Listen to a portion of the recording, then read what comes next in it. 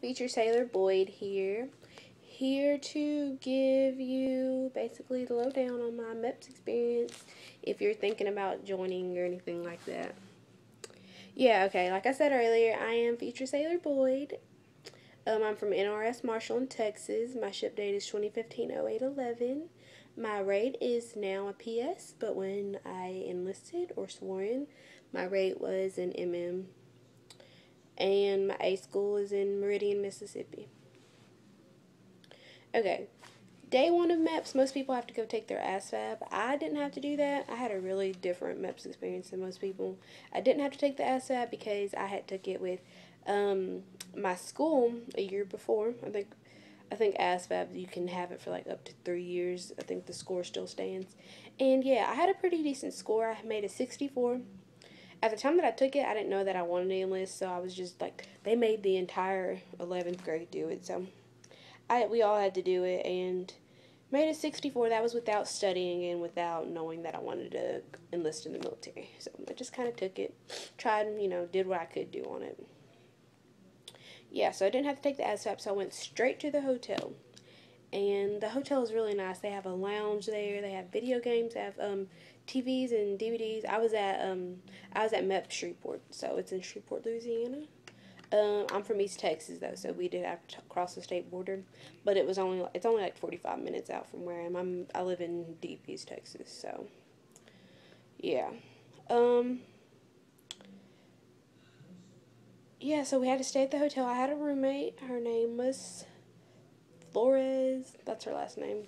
And she was going to the Navy also. She was pretty cool. We both, wanted to join for the same reason. We actually both wanted the same rate, but I don't think either of us got that rate. We both wanted an HM rate or an admin rate, which I do have an admin rate now, so that's okay. And yeah, I'm looking at stuff that I've written down here to talk to y'all about, because I dipped in October and it is July now and ship off in 29 days. So it's been quite a while, so I'm trying to remember everything. Yeah,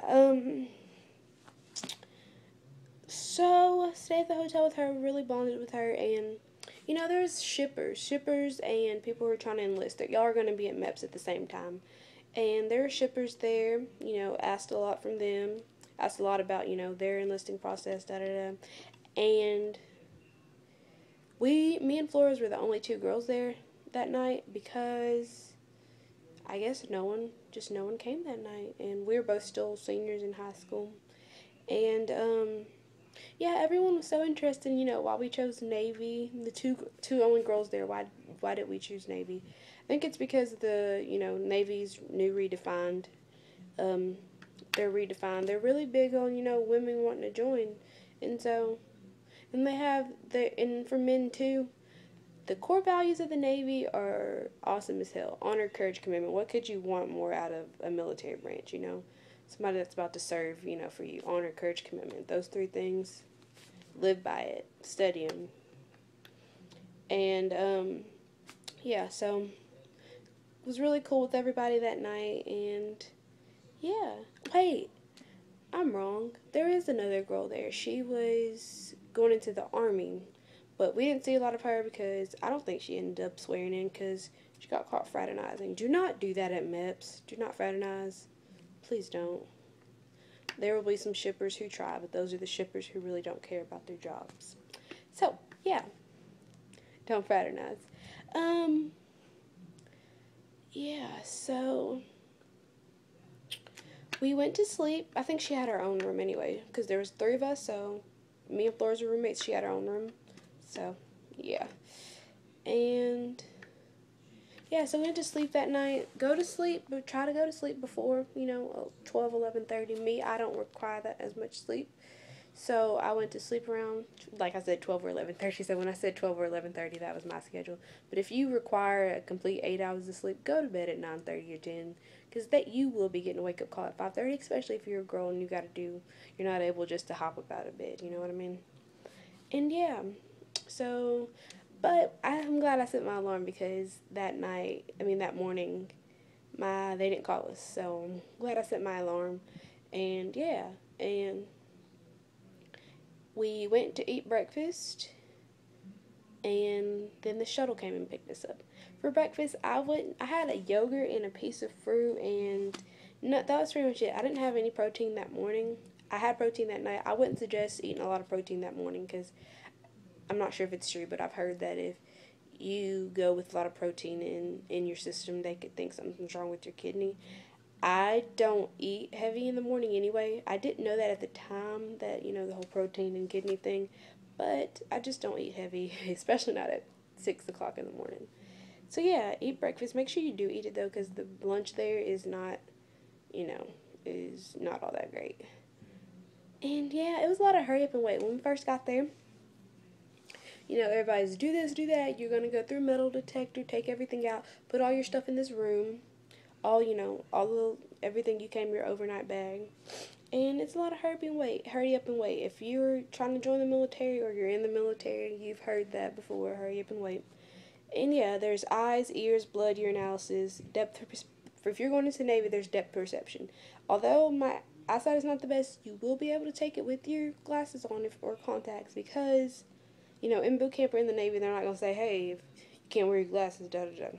So, got to take that with my glasses. And depth perception, I passed that with flying colors. I got through the whole card. And yeah, for the Navy, you have to take that, so you have to pass it. I guess it's like, to get to see how far away ships are, stuff like that. And yeah, you have an individual and a group physical. And the individual physical is, when you're out of your clothes, there's a doctor and there's, I think, maybe a nurse there. I think that's what she was. And they're just, doing stuff that you can't do, in a room with everybody else. And then, by the way, you're separated by gender. I thought that was obvious, but, I'll go ahead and say that. Yeah, they do a checkup. They check you, everything, make sure nothing's wrong with you. And you also have a group physical. That's where you're going to be doing the duck walk and making sure all your joints and everything is right and stuff like that. Easy stuff. You should be able to do it. Because if you can't do basic functions with your body, then you're going to have a really hard time in the military.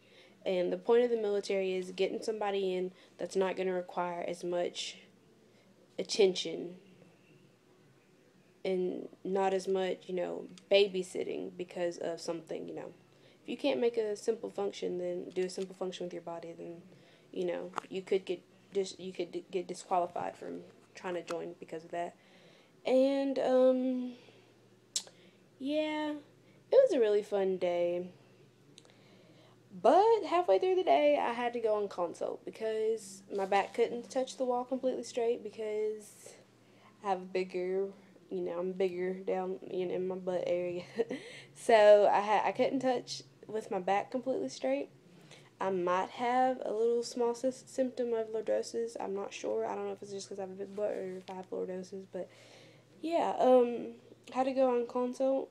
Everything was good. My x-ray, no scoliosis or anything like that. Nothing abnormal, so I guess, that was the reason.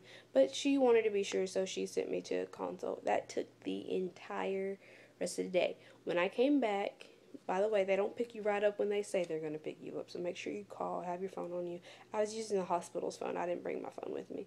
And so, yeah, it took longer, and they didn't pick me up right away. I was PO'd because I was really trying to swear in that day, and I didn't get to swear in that day. So my awesome recruiter, Petty Officer Wright, shout out to you, he let me, stay another night at the hotel. He signed me up for the next night, so I wouldn't have to go home and wait a whole nother week to come back. So I just did it the next day. I was still in high school, so I had to get everything out the way. I couldn't miss, 2 days of school, especially when my school's on block schedule. So the classes I had the day I went to MEPS, completely different classes than what I had the next day. So I couldn't miss just too much of school. So I had to stay an extra night. Get back to MEPS. Everybody's, new people who are trying to enlist. This is their first night or whatever. I gave them a little bit of lowdown of what I do know. I don't know much. I haven't enlisted, so I hadn't enlisted at this point, so yeah. But, yeah, second night I had a roommate. She was going into the Air Force, I believe. Didn't really connect that much, but she seemed nice. And, yeah. So I had to stay another night, and the next day I had to wait the entire day to get somebody, like, to get the liaisons to talk to me. But finally I was able to pick my job and do my fingerprints. I swore in, and I became Future Sailor Boy. There is nothing more proud than after you've been at MEPS for 2 days and